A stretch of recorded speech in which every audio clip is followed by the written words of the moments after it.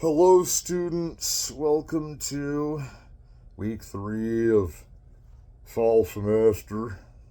It's August, and we've been learning about the cinema of Orson Welles for the adjunct professor that I am for USC, California Institute of the Arts, and Harvard. And we teach those courses through Coursera, and that's through YouTube Masterclass. So all this is like sort of sneaky, but I think somewhere in the background, the Board of Education does have something to do with all classes, even like university up. And so they reamed me in, and that seems like unglamorous, which really it kind of is, except then you get all your paperwork to do whatever you want, you know. It's like the paperwork to do whatever you want's hidden at Board of Education. But hear me out. We're on the discussion of Orson Welles, and we went over Citizen Kane last time. We didn't talk too much about the death and how he's dying at the beginning, and then he's back alive, younger in the movie later on. And Orson Welles plays this figure that's aging all differently throughout the film, and like that's because they switch to flashbacks and flash forwards constantly throughout, and it's the ultimate told out of sequence film. You know, every scene can be put in another way in the film, and it changes the whole meaning and the whole like distance of the parameters, and like everything they set up is coming to on this sort of like beautiful thing that they've got because they're soiling it in this kind of like way to grow it, you know. And so what I'm getting at is that like Orson Welles was in the middle of this project that he was getting lots of money, and all this money was pouring in, and he thought, well, they're going to throw me stacks of money. But he also, remember, he's guarding his film cans, and they're too heavy to carry on their own. There's like 10 reels or something of Citizen Kane when it first comes out. That's the version that has him with how he like appraised Hitler and then he denounced him later when he found out he was bad. In the original Citizen Kane, they had that scene, and in some versions of it, they still have that scene, and it's like totally used again in Forrest Gump. You know, it's like all of a sudden, like you meet the czar of some country, you know. And I'm just getting at the point that like this is a technique where it's like the power is there, but they have to act regular in society, and it's kind of a gimmick or a character nuance or whatever, you know. But what I really like about Orson Welles is that like as he's going back and forth with the pieces of the film, and they're all switching around in our mind, we remember that there's this shot that goes clear through this like window and up this wall and like up building and around and down and through. It's this big crane shot, and it's beautiful, and it's like a tracking shot, and it comes up over the wintry building, and the building's just got doused in snow. And I'm thinking, that's a shot I don't know how he even got. I mean, he must have built like a roller coaster to get it there. You know, I read Orson Welles loved trains, and he loved trains. So, like, he had train sets as kids, and that's what made him want to be a director, I guess, is what he was saying. But we can't analyze too much about, like, Orson Welles and what his psychology is, because no director really puts their psychology into a film. That's just the deadly way to look at it, because it's like nobody really thinks about their psychology that doesn't need to, really. You know, and I'm not teaching that to all people, because some people are studying it. You know, I studied it before. And that's not the point. You can't always just analyze someone and then, like, see that's what they intended in the art. You could say, was this from repression? Was this from, you know, post-traumatic stress disorder? Like Orson Welles, I mean, he was one of those houseman guys that's running around everywhere, and he's like, he needs insurance, and he's like starting the job, and all of a sudden, all those jobs he did running around scrambling even more of the world, so they all paid off right when he was going to make Citizen Kane. But he'd been trying to make other movies since Hearts of Age, his avant-garde one that got him into the film clubs. But what we're getting to in this introduction to today's class, we're going to talk about the Magnificent Ambersons, because we've talked about Citizen Kane in that slider shot that goes up and around and down and through, and it's that lady. That lady looks older and older on purpose because she's drinking all that alcohol, and she's fallen into alcoholism because she couldn't get along with Charles Foster Kane. And this is all reminiscent of Willie Randolph Hearst and Marion Davies and everything, and there's so much controversy surrounding Citizen Kane for all these scenes that were already controversial. So Orson Welles took out the scene where Thomas Ince got killed when Charlie Chaplin was going to get assassinated by William Randolph Hearst for sleeping with Marion Davies. It's a long story, you know. It's the one gossip I'll run on Masterclass. I hate the gossip thing. The gossip thing always makes like the movie Black Dahlia less scary. You know, I don't like the conspiracy way of just saying like, oh, well, I can sew together what the ending means, you know, like I'll put it on myself, you know, if I have to. But Orson Welles is a very strategic filmmaker. He's strategizing which scene goes which. Not only that, he's strategizing how the sound's going to play around in each of the editing, and the editing deep focus long take, you know, that's what he's inventing, is this sort of like longer take, and like that everything's focused all the way to forward and backward. And what this does is it allows the filmmaker to free up the set and have more moving shots. And so when they built like lids or tops to these houses, by the time you get to Magnificent Ambersons, we've already been through Rebecca in 1940. And you see these kind of like parallels between Rebecca and Orson Welles and Hitchcock, and how they used to kind of gather at cine clubs and everybody would talk about Orson Welles. And, you know, they had the Directors Guild. There was all these famous, huge directors back then. And it was so extravagant and it was so beautiful because they were like demigods again, like a film. And I don't really like the term God. Let's throw that term out if we can. But demigod I'm okay with, because I recognize the spark of creativity in just the opening of any movie that there is. So I'm set, but that these guys are real experts at it, you got to take from the expert style. Orson Welles, he's already showing he's got the expert style. They've got Hitchcock running through this house in Rebecca and like taking swing shots and like pulling it up and pulling it down. And it's like that's where the ghost is wandering of Rebecca. You know, you're supposed to picture the ghost of Rebecca and scream at that point. And Orson Welles saw some other things, watched Citizen Kane again. Like, I don't know if he ever liked it, but he guarded it to the point it was carte blanche.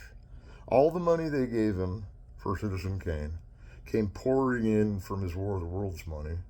And then next thing you know, he's going to sink it all on Magnificent Ambersons before Kane's recovered all its money. And this isn't a problem. Most people do that, not just to ante up, but like they can pay off that later. They're more interested in a new product. Like, it's a really strategic method. And that's the wrong word, but you see what I'm saying. So I take it that if he had all this money and he spent it, and the only way for him to keep the final edit the way he wanted was to guard it, and if he guarded all the film canisters, then he must have paid for all that, because they couldn't take them away from him and say that he had stolen them from the studios. The studio was coming after him for the prints, and they were going to, like, you know, put the government ending on, and how horrible that would have been, you know? Because, I mean, the whole movie's railing against politics in a way. I mean, the fact that Orson Welles has a picture of himself behind him that's like 30 feet tall of him. And this weird, like, Oedipal syndrome's going off in the scene. You're like, is he now too great to even be man? You know? It's like, we all like him in the movie, but we're all kind of mad at him when he yells at his girlfriend and stuff. You know, he yells at his wife at the end of the movie. It's a depressing movie in a way because it's realistic. And that's why I'm glad they went with the melodrama on that. But let's move over to Magnificent Ambersons finally. So you take, like, the Industrial Revolution and the Technological Revolution. And these are things that occurred around the beginning of cinema in 1895. And there were all these mediums coming up, like there was sort of this animation medium, and there was this sort of like cathode ray medium, you know, those were invented later. But you see what I'm saying? There was all these mediums of which you could play, like there's a walkie-talkie medium, you know, there's all these mediums you can play that you can get on and hear someone else talking to you and back and forth. And the reason I'm saying that is because they had to coordinate things on a set where it's like everybody in the set, especially with Orson Welles and like later with Touch of Evil, they had to record everything the person was saying like 4 or 5 times so they could bits and piece it in the audio scheme of things and make it sound better when the sound gets fixed. So Orson Welles was getting in big. He's like, well, they let me do whatever I wanted on Citizen Kane, and that was just by proxy because he guarded the discs. They were going to take it away, but he guarded the discs, so he got to spend all his money on it somehow, because he would have spent money on like trying to get it back or something, you know. And so when he's doing this Magnificent Ambersons, he's like, we need a big house, like in the middle of like a rural kind of little urban but rural setting, way out into pasture, you know, in like Nebraska or something, Lincoln, Nebraska. I'm not saying it's there, but check this out. In the Magnificent Ambersons, there's Joseph Cotten as the brother and son and dad of, most respected though, of the family. And the Magnificent Ambersons are the family. The Magnificent is one of those things like ironic use. Like, they're so great, they're so amazing because they invented the car, but can they get that thing off the ground? You know, it's like, so it was kind of used both ways. You were looking at it like magnificent, but with Orson Welles, there's always that sly entendre. Like, they're so magnificent, they'll blow you down with a car, you know? It's like, but they do crash in the film. They do. And I talked about that crash. There's a scene where they crash a car, and it's really weird because it barely goes off the icy road, and it's this old school, like, kind of Studebaker thing or whatever, and it's coming along, and it's putting along, and then all of a sudden it kind of slips on the road and goes off. And they had already wrecked, like, a carriage, and that's why they wanted to ride the car through the snow anyway, and they're always stuck in the snow. You know, they must be in North Dakota or something. But anyways, what really is interesting about the film is that Joseph Cotten is at his usual suspicious self. That he just looks like he just came from Hitchcock, and now he's in this Orson Welles mode. And he was in Citizen Kane as the movie critic that was writing the paper. You know, we talked about that. Joseph Cotten, he has a really astounded look. Like, he's really handsome and he's really got fine features, but he's always suspicious in his films, since Shadow of a Doubt and even after that. So it's like, Magnificent Ambersons' main point is the technological industrial revolution led to people buying and selling and trading cars, so that they, and especially in the aristocracy, and they had to have a car to get anywhere from their house because the horse and carriage had become impossible to sweep up all the poop, though they never mentioned that. And there's other fuel considerations where you have to have gas for a car, but you have to feed like tons of carrots to a horse to get it to ride, right? No, I'm kidding, but he's only on Legend of Zelda. So I'm thinking that the reason he films the roofs in Magnificent Ambersons isn't the same reason that Hitchcock's filming the rooms and ceiling in Rebecca, because he's doing this like floating camera that's following the ghost. And then you go back to the Magnificent Ambersons, and it's a real steady shot, like the whole screen. So now he's showing off the set, and he's being real self-reflexive about it, because he's got these long shots on these big like arcs and of like benches and like stairs going this way. You know, it's like this whole, like, it seems like modern, but it's actually a classical looking chateau kind of house. But chateau is in France, so it was like this big colony that they had, and they were hiding out there kind of, which was kind of controversial. But then they had to go like into town and like do something. Only they were already prepared for the business world. This is what's interesting, is they weren't supposed to go, but they had to like do business things. And so they're at the house looking huge and grand and everything. And then like below it all, he's like getting drunk, can't get his car to work, and he's not real satisfied with his job because his job is turning him down for anything that even attempts to be revolutionary. And that's this whole ploy in the Magnificent Ambersons. It's like a family domestic melodrama. And you can see, again, like in Kane, when you saw his big head behind him, and you think he must have a big head, or he must have such a big ego that it's like growing and growing. His ego grows on that. But like, that's his character. Like, Orson Welles is not his character. He's not Citizen Kane. He is in Citizen Kane, and he plays Citizen Kane, but Orson Welles, you got to remember, is not Citizen Kane for real. And that Citizen Kane is a made-up character. And I'm only telling you this to not scare you about it, because, like, whenever you see him die in a movie, you think, is that one of those, like, stunts gone wrong? But you can't think that on a film, because when most audience members, as they're watching the movie, they can kind of tell what's real and what's not. I mean, but not all people can, and they're making this fake news seem really real, and I'm like, I don't believe any of it. But anyway, I do like the news anchors. They're cool. I like all the work they do. But let's just say that the Cottons had kind of this sport.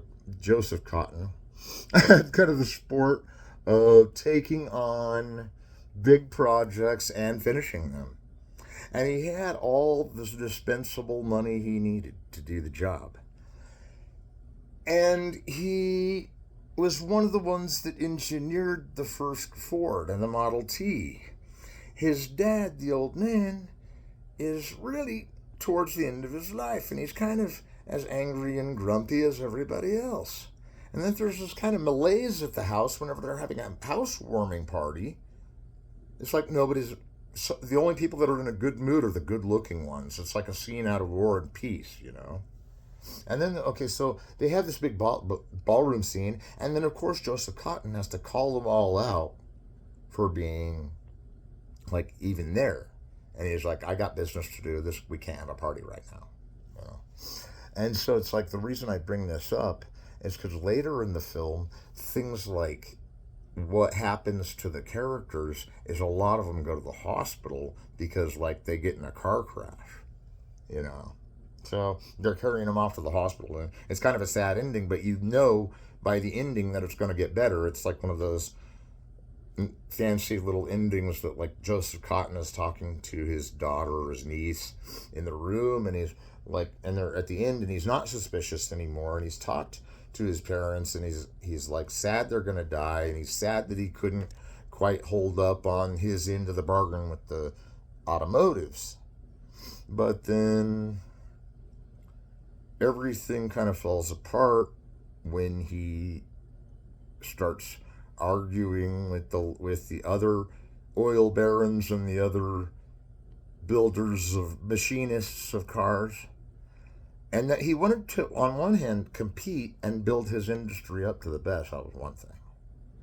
But that's the normal way to play that game. So he's all set that, like, he's passing on to his daughter this great fortune because if he dies, she'll receive it. And so that's the happy ending, That's about like an Ayn Rand happy ending.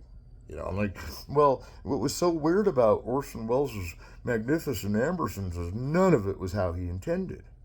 I mean, Citizen Kane was absolutely, like, exactly 100% like storyboarded all around, like visionized, like added steps to it. And he added steps to his storyboards to get him through movies. And Orson Welles was doing that, and he put storyboards up for Magnificent Ambersons. And they're kind of like, these kind of bigger square cards that he's putting notes and drawing pictures of these estates that are out in the movie. And it's like, well, later when he was making it, and he had like a 4-hour movie made or something, maybe 5-hour movie made, the studio said it was too long. Like, they did the same thing they did to Greed. They lopped off like half of it, and even then some to like a 2-hour version. So there's 3 hours missing. So like UCLA and USC and all these film schools got together and restored it so that they have a copy of it. So that Magnificent Ambersons really hit its controversy not so much with its content. It was really not even so much its form, because it was just saying cars can be dangerous, but we need them anyway. It's like we kind of understand the lukewarm feeling on that. But I just think that Orson Welles was trying for like this cubist thing with the party, having all the gothic lights come in the way they do on the top of the ceiling. And then that staircase, that's one of those romantic staircases, the staircase shot. And it's this whole family, and everybody's kind of grumpy. The daughter's grumpy, the grandma's grumpy, and it's because they have all these riches, and like all that happens to them is they kind of get a little bit exploited, but not really. They kind of have friends over and have big parties, and those guys are all rich and they're having a good time. But like Orson Welles, for once, is not really class critiquing the rich. He's not saying they're like despondent. Even in Citizen Kane, there's an element of humanism behind each of the actors that play the part, and that is like the humanity of the character. We'll never know what the real Orson Welles was like because he was such a good actor that we only remember him as his characters. I mean, I've seen a couple of commercials later on that he's talking in a microphone, and you kind of recognize that in his own pop cultural way that it's him. So if Orson Welles intended anything, it was probably to be painterly. That's why the car crashes in kind of a front diagram. That's kind of like why the paintings on the wall up here and the stairs are over here. It's just perfect. It's like a rounded out square. And the kitchen is interesting, but like they have all these discussions, and it reminds me of Rules of the Game kind of at that point, because you're like they're all in this one big place, only now with the Ambersons are all family or visitors that were invited. So I am guessing that when he shot the roofs, he got the idea from Rebecca, but he set it up for the spires, right? We can deal with that later. His giant like crane shots were in it again, and this kind of like deterred anticlimactic cliffhanger ending kind of happens. We don't know if they live or die. It's just totally non-resolve in Magnificent Ambersons, and it's like they come so far as a family to show that they're a romantic, almost nuclear unit, even though this is like before nuclear war by like 3 years, but they're probably predicting it. Now that the technological industrialism has its own consequences, it's like now they're having these bigger ways, biohazards to destroy more of Mother Earth, and this is like not what he's saying in the film. He's kind of like, well, I don't care if they blow up the whole world, but I need to get in my car and go. It's like, well, that's a typical thing he would say. He's not really Orson Welles is not muckraking at that. He's not like gutter sniping. He's not. He's really rich too. Remember, he spent all that money on Citizen Kane, didn't even have to get it back. Now he's in there parloring with Magnificent Ambersons, but he gets parlored because when the assistant at the desk got the film canister, they looked at it and they snipped it in half and said, now it's only 2 hours and 5 minutes, It's 2 hours and 3 minutes now. We took out 3 hours, and everyone's booing at the premiere. Orson Welles isn't there. He's like in some foreign country scouting out a film, and he thinks everything went right. And then when he comes back to America, he catches it in a theater, and he's like, this movie's terrible. And he's like saying this movie's terrible, and he hated it, and he thought it was a total debacle, which is weird because he liked Citizen Kane, and everyone else thought it was a total debacle until years later. Now we both consider them art forms that we have on the Village Voice top 100 of other films we like to see. And Magnificent Ambersons has some significant tracking shots.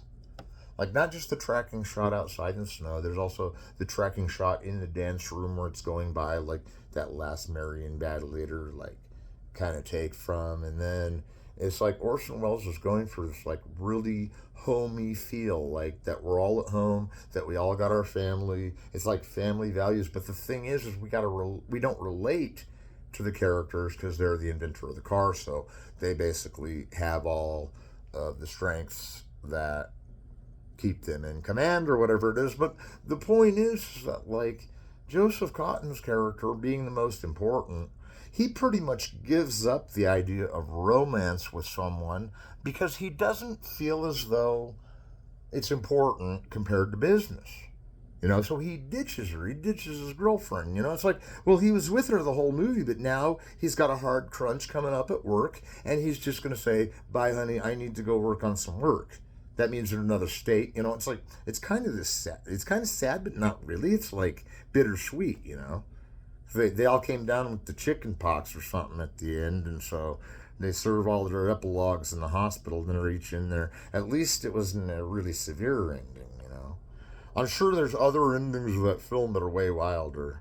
There's probably one version where somebody probably, like, I don't know, chases down, some villain and invites him into the family, and then Joseph Cotton punches him. I've seen some versions of that, but I've never really seen any of the ones except the one they restored from UCLA, and that was the one in USC. It was the one that had 2 hours and 27 minutes.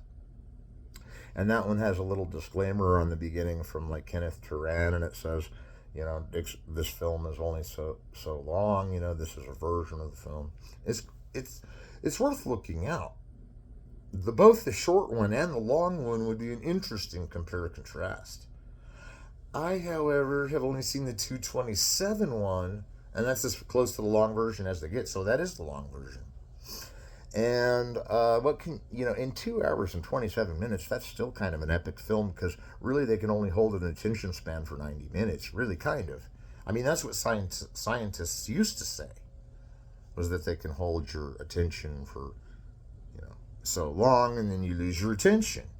Well, okay, so Magnificent Ambersons was this kind of like parked, big, sort of Washington, D.C. house, with like all the gold in the world. And what does Joseph Cotton use the gold for? Politics. And why? I don't know. Maybe he's reprising his character from Citizen Kane. And he might be, like, they might all be reprising. It might be some, like, strange narrative of Orson Welles to go film to film telling a story. And a lot of times, directors do tell a story along all their films all the way. So you kind of get a story about what happens in the film. Those are my favorite type of stories. But then there's the one where it's like, but Orson Welles drew ill on the set that day and had to go lay down, so his assistant director came out and shoveled snow. I mean, you could just hear, and probably that was fake snow, right? If that was a Hollywood set, which some of it was, that was what was tricky.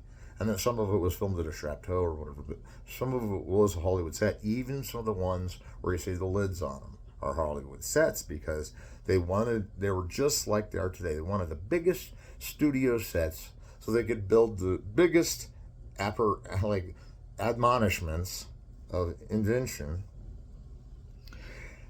And that's how the Model T car came about. But that's what I was going to say, is that's how it's also the atom bomb came about.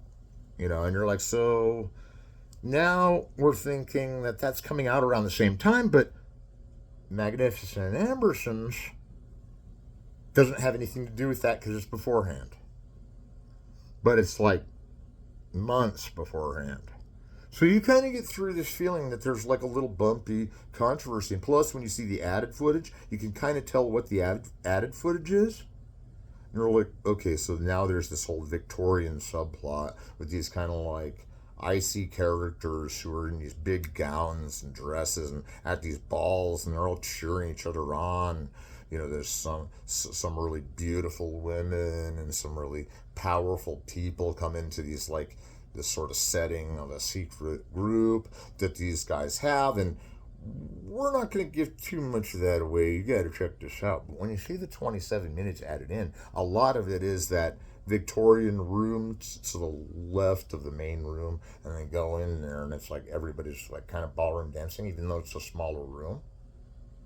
And it's like they do forever. I like the way Orson Welles like frames things where there's things in the background, because he's always got something moving on the camera in the shots with the dances.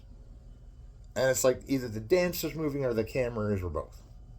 And it's like something is always moving in an Orson Welles film. Like if you look at Citizen Kane, every shot has something moving. Like noticeably moving. Like it's not just like moving like a moving picture. It's noticeably moving. Like for instance, you move through the Magnificent Ambersons like you're taking a tour of the house, going to the car, and then stopping at the hospital at the end. With Citizen Kane, you don't really get to ride it because it's out of linearity. So it's not really like a smooth ride either. It's kind of a bumpy ride, but that he's doing that self-reflexively to show how hard it is to make a movie versus how hard it was for him to make a movie. And I think the important thing is that Orson Welles was really happy he got work that year, though. But he was devastated that his final edit was smashed to pieces. Like he couldn't find any of it, and he was like, "Dang, I was going to guard those like on the first one, but thought I wouldn't have to."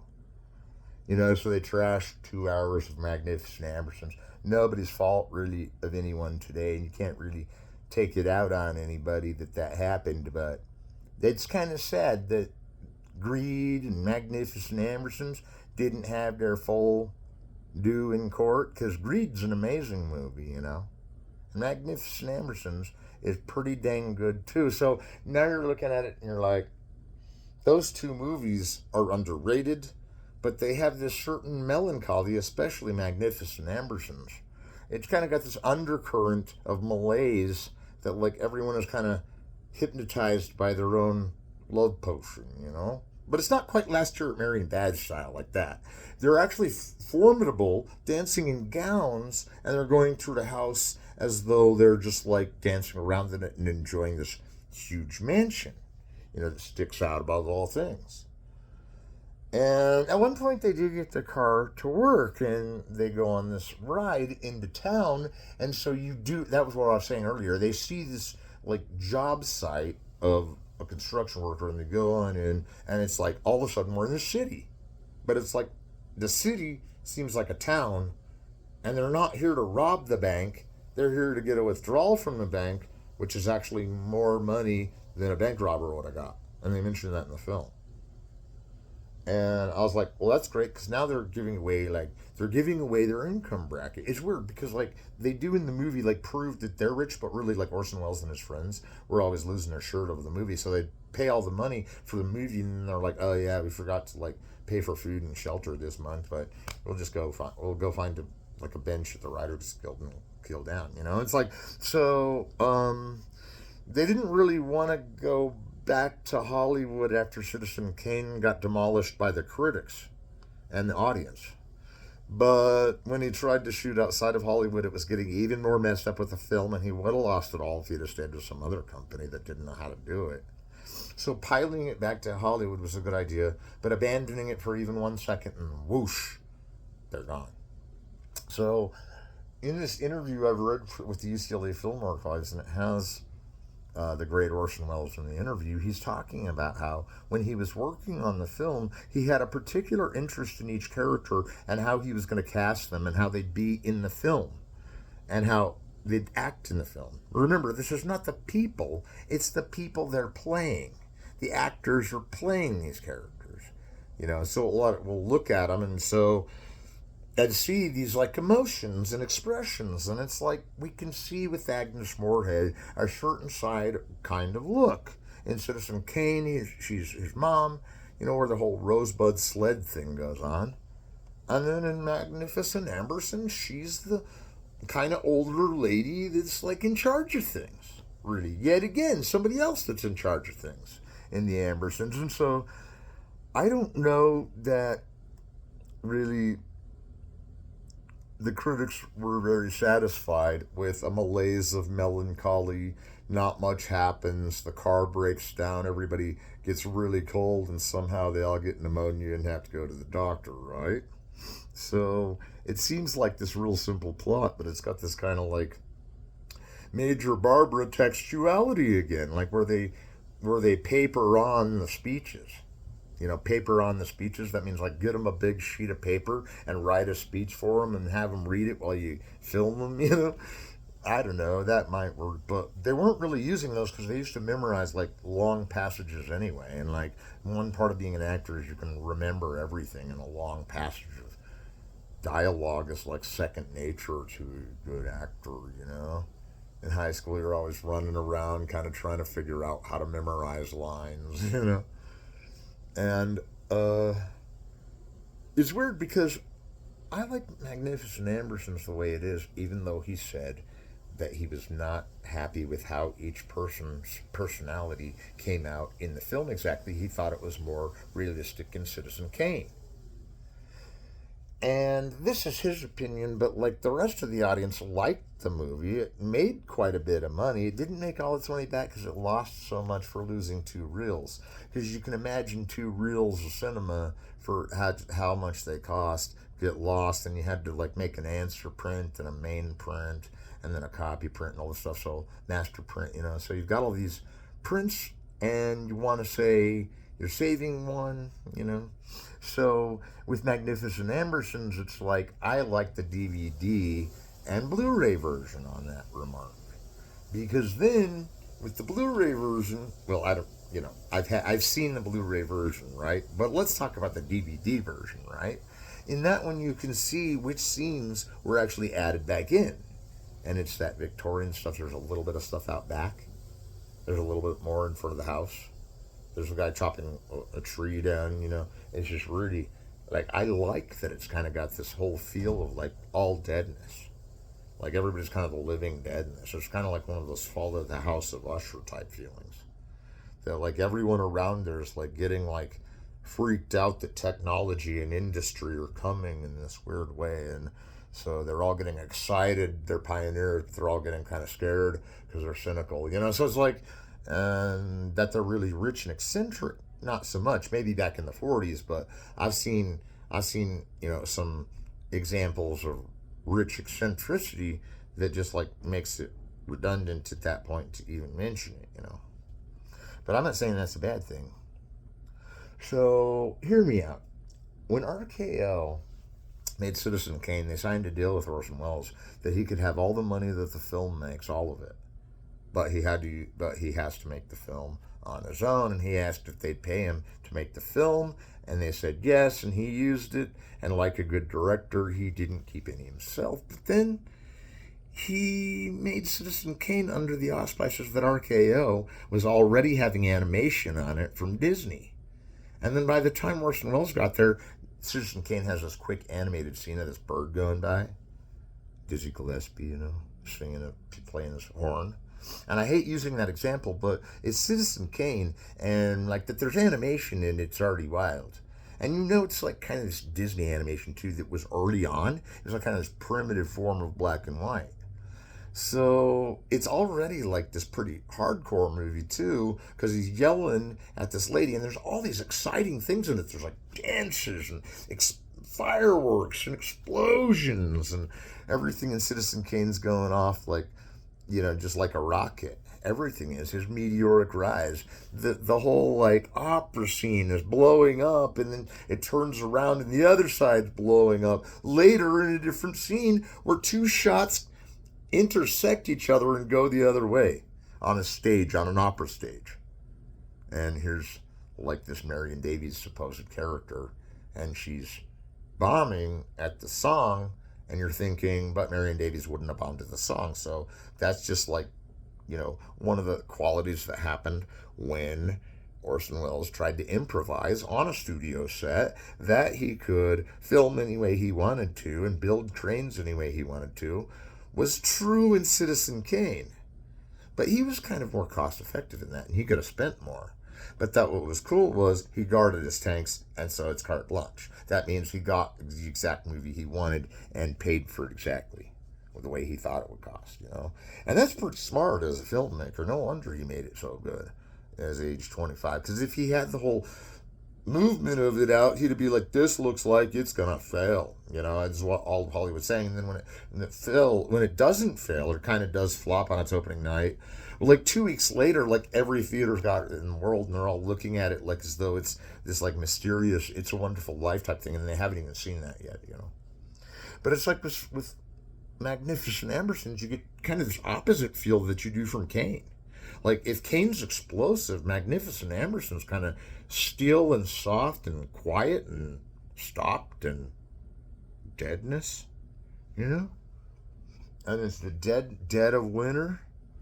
And all these guys are coming to this big rucksack party so this guy can show off right before he goes to a business meeting.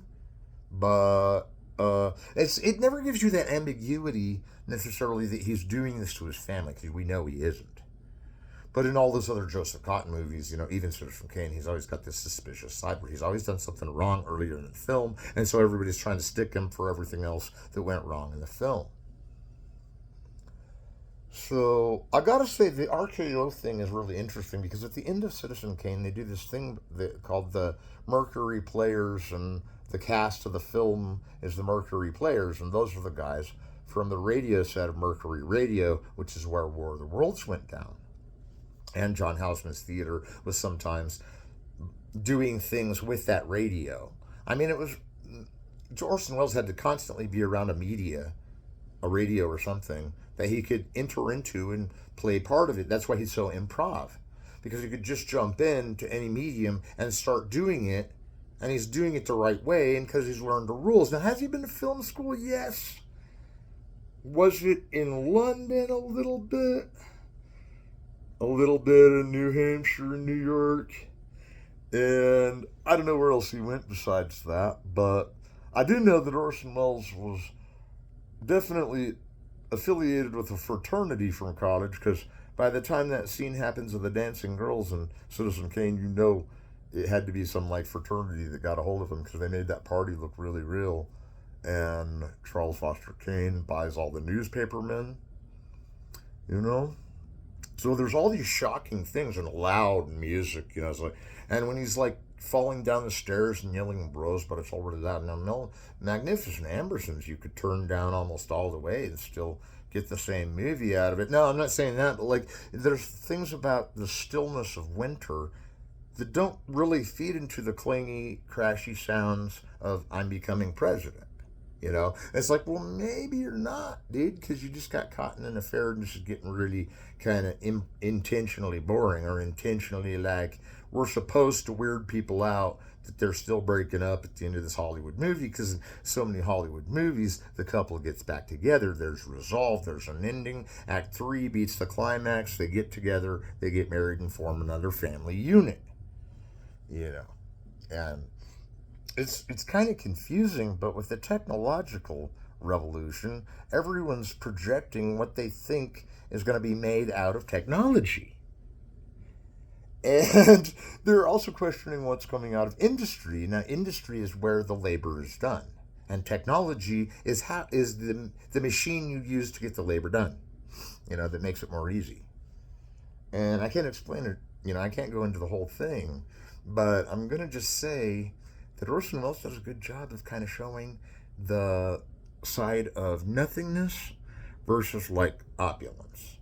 For a while, you're watching a scene and you think they're really rich, and you think they're really powerful, but sometimes you're watching it and they seem helpless, confused, angry. And these aren't that he's playing in a game with emotion or anything. Orson Welles is kind of already playing them again type, each one of them's type. He shows in the Mercury Theater on the credits of both movies where he flicks to character. Joseph Cotton will be next to a microphone saying, "Hi, I'm in the movie and I'm Joseph Cotton," And so, you get these whole Mercury release things, and that means Orson Welles is can't tell if he's at the radio station or at the film studio, but he's loving every minute of it. And that I do wish I could see the original version of Magnificent Ambersons. It's kind of one of those sad tales, but we got to get over it.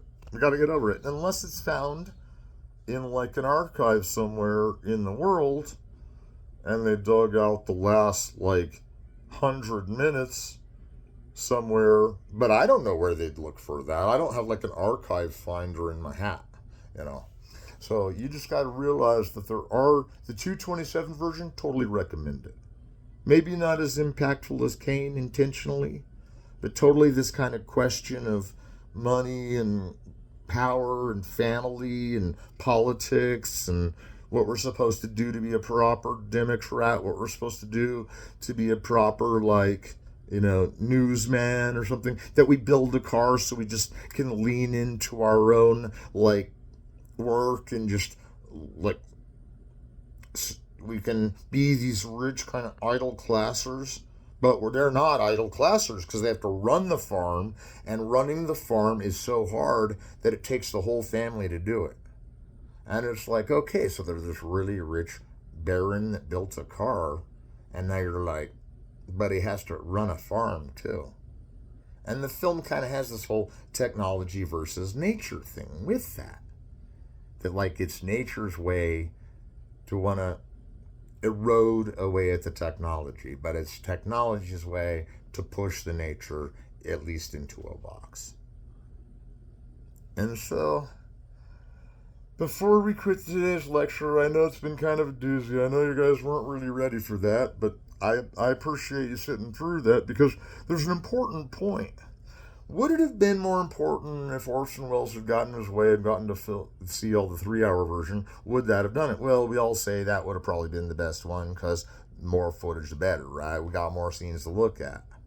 But like with Orson Welles, he didn't do that with Magnificent Ambersons, and his result was another flop, kind of. They didn't flop, but they didn't make their money back, so they kind of flopped, And Magnificent Ambersons was costly, the cost kept rising up, in Hollywood it can do that. And then there's Citizen Kane, where the price kept getting higher and higher as it were going, and they kept putting more and more realistic, kind of authentic things in there, and showing everybody off what Orson Welles can do with an editing machine, where you cut and paste the film. He can kind of do that perfection. He can keep the shots as long as he wants them. He can keep everything in focus. But in Magnificent Amberson, somebody comes through and even films scenes and interjects them in the version that was Orson Welles' originally that he directed. They almost didn't give him credit for the film because he almost refused it when he found out they cut off all that footage.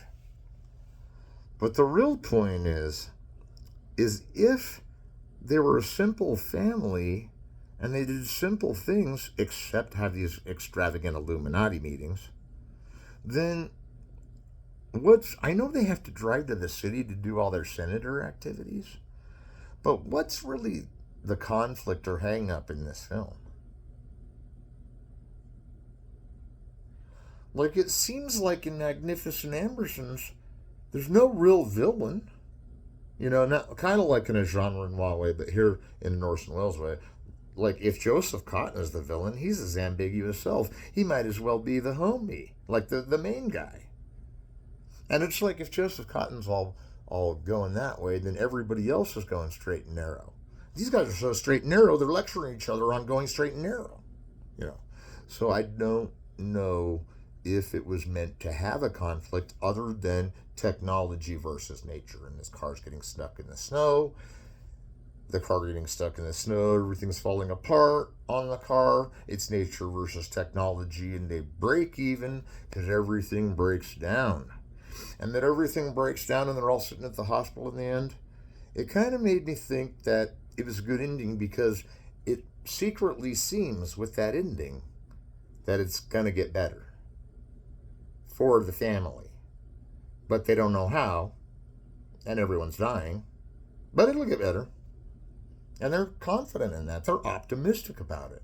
Why? Because there wasn't a villain in the film that was knocking their house down or like blowing their oil rig or whatever it is, That was in a later version, But I'm just kidding. But the Magnificent Ambersons we have now is a smooth, cool, played, wild tracking shot through the dance hall of history and shoots right past Joseph Cotton's mouth and goes up those stairs and into the kitchen.